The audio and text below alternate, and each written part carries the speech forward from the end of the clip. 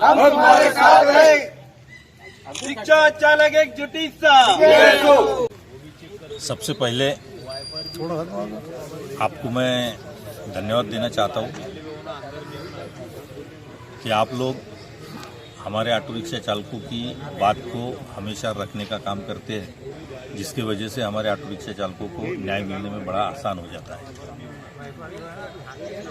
आज इस सूबेदारी guest house में औरंगाबाद में मैं आया हूँ और औरंगाबाद की तमाम ऑटो रिक्शा संगठनाएं आज इकट्ठा हुई है और इकट्ठा होकर यहाँ आज मीटिंग हुई, जिस मीटिंग में हमने ये निर्णय लिया है कि भाई औरंगाबाद में हमारी विविध संगठनाएं भले हम अपने अपने जगहों पर काम करते हैं, पर उसका खामियाजाना हमारे ऑटो रिक्शा चालकों को भुगतना पड़ता है, जिसका परिणाम ये होता है कि यहाँ आरटीओ में दलाली बड़े पैमाने पर बढ़ रही है, जिसके तहत यहाँ के आरटीओ इंस्पेक्टर ऑटो रिक्शा चालकों को तकलीफ में ला रहे हैं। और इसीलिए हमने हमारे पूरे औरंगाबाद की सारी संगठनाओं को ये कहा कि आप सब लोग इकट्ठा होकर अगर अपना काम करेंगे तो निश्चित ही तौर पर यहाँ के आरटीओ पे प्रेशर आएगा और यहाँ का आरटीओ जो वहाँ के इंस्पेक्टर आज हमारे ऑटो रिक्शा चालकों की पासिंग के लिए जो जी फॉर्म लेते हैं,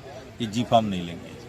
मैं आपके माध्यम से यहाँ के आरटीओ को ये बताना चाहता हूँ कि नागपुर शहर में आप नागपुर शहर के आरटीओ से जानकारी ले सकते हैं। वहाँ पर डिप्टी रविंद्र भुयार ये आरटीओ है, आप उनको फोन करके भी जानकारी ले सकते हैं कि हमारे नागपुर शहर में ऑटो रिक्शा चालकों से कोई इंस्पेक्टर किसी तरह का कोई जी फॉर्म नहीं लेता, फिर यह औरंगाबाद में ही क्यों लिया जाता है। पूरे महाराष्ट्र में कानून एक जैसा होना चाहिए, तो यहाँ दुविधा स्थिति क्यों है। आज हमारे नागपुर में ऑटो रिक्शा चालक अगर पासिंग के लिए अपना ऑटो लाता है तो उसको परमिट होल्डर को आने की आवश्यकता नहीं है। आज औरंगाबाद में ये आरटीओ क्यों डिमांड करता है कि परमिट होल्डर ही होना चाहिए। यानी यहाँ का आरटीओ तानाशाही की तरह अपना काम कर रहा है, हिटलरशाही की तरह अपना काम कर रहा है और ऑटो चालकों को तकलीफ देने का काम कर रहा है, जिसका मैं यहाँ जाहिर निषेध करता हूँ यहाँ के आरटीओ का। दूसरी बात, आज कोविड में हमारे ऑटो रिक्शा चालकों की बड़ी दयनीय अवस्था हुई थी। उस दयनीय अवस्था में ना सरकार की तरफ से हमें पूरी तरह मदद मिली, ना ही किसी राजनीतिक पार्टी से हमको कोई मदद मिली और ना ही किसी सामाजिक संस्थाओं की तरफ से हमें कोई मदद मिली। आज हमारा ऑटो रिक्शा चालक कैसा जिंदा है, यह हमारे ऑटो रिक्शा चालकों से जरा पूछिए आप, तो आपको पता चलेगा। आज इस कोविड के दौरान पूरे महाराष्ट्र में 18 से 20 ऑटो रिक्शा चालकों ने आत्महत्या कर ली। उसकी वजह क्या थी, ये भी सरकार ने कभी जानने की कोशिश नहीं की। सरकार से हमारा निवेदन है कि जो महाराष्ट्र में ऑटो रिक्शा चालकों ने आत्महत्या की है वो क्यों की है, इसका थोड़ा सखोल अभ्यास करे, क्योंकि हमारे ऑटो रिक्शा चालकों के ऊपर में जो फाइनेंस बढ़ गया था वो समय पर भर नहीं पा रहे थे क्योंकि व्यवसाय बंद था। और ऐसे समय में फाइनेंसरों ने बड़ी ताकत के साथ तगादा लगाया, जिसका खामियाजाना हमारे ऑटो रिक्शा चालकों को भुगतना पड़ा और जिन्होंने आत्महत्या की। आज उनके परिवार की क्या अवस्था है, सरकार उनकी तरफ ध्यान देगी कि नहीं। आज महाराष्ट्र में एक किसान अगर आत्महत्या करता है तो पूरे महाराष्ट्र में हो हल्ला होता है। आज पूरे महाराष्ट्र में हमारे 18 से 20 ऑटो रिक्शा चालकों की आत्महत्या हुई है। इसके ऊपर ना किसी राजनीतिक पार्टी ने सवाल उठाया, ना किसी सरकार ने इसकी तरफ ध्यान दिया।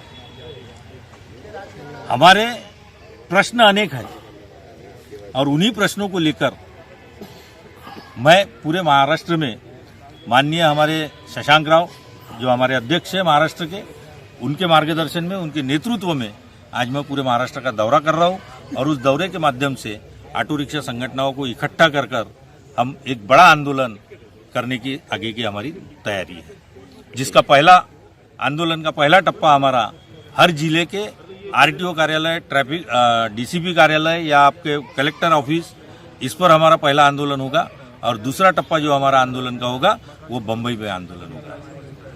सर, हमने देखा है कि जब कोरोना से जिस व्यक्ति की मौत हुई थी, सरकार ने घोषणा की कि उसको उस परिवार को 50,000 की राशि देंगे। जैसा आपने बताया कि 18 से 20 लोगों ने आत्महत्या की है, तो क्या आपने इसके लिए प्रयास किया कि जैसा आप उनको दे रहे हैं कि इनको भी दो बोल के? हमने प्रयास किया है। आज हमारे भंडारा में ही एक ऑटो रिक्शा चालक था जिसकी आत्महत्या हो गई थी। उन्होंने कहा कि ये दारू पी के मरा, इसलिए इसको नहीं दिए जा सकते। जबकि वो कोविड में मरा।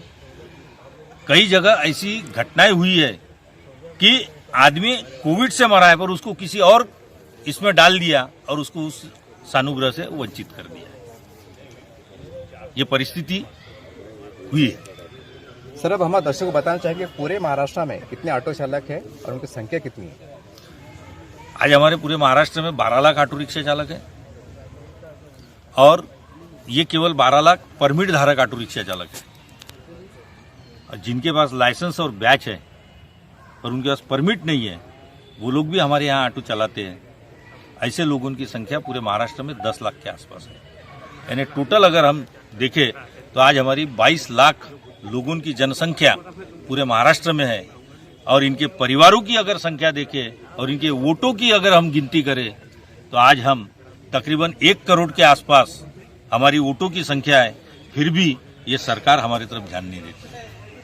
सर, मीडिया के माध्यम से हमने देखा है कि कई फाइनेंस वालों ने जो तो ऑटो रिक्शा वालों को परेशान किया है कि हफ्ते भरिए जैसा आप दौरा कर रहे हैं तो यहाँ की कई औरंगाबाद में शहर ऐसे कई लोग मौजूद है जिनके हफ्ते रुके हुए हैं और वो बेचारे गाड़ी चला नहीं पा रहे। तो क्या सरकार को संदेश देंगे आप? इनके ऊपर दया करो, थोड़ा रहम करो, थोड़ा कुछ तो भी करो। मैं आपके माध्यम से सरकार से निवेदन करता हूँ और वो हमारे आंदोलन में वो मुद्दा भी रहेगा।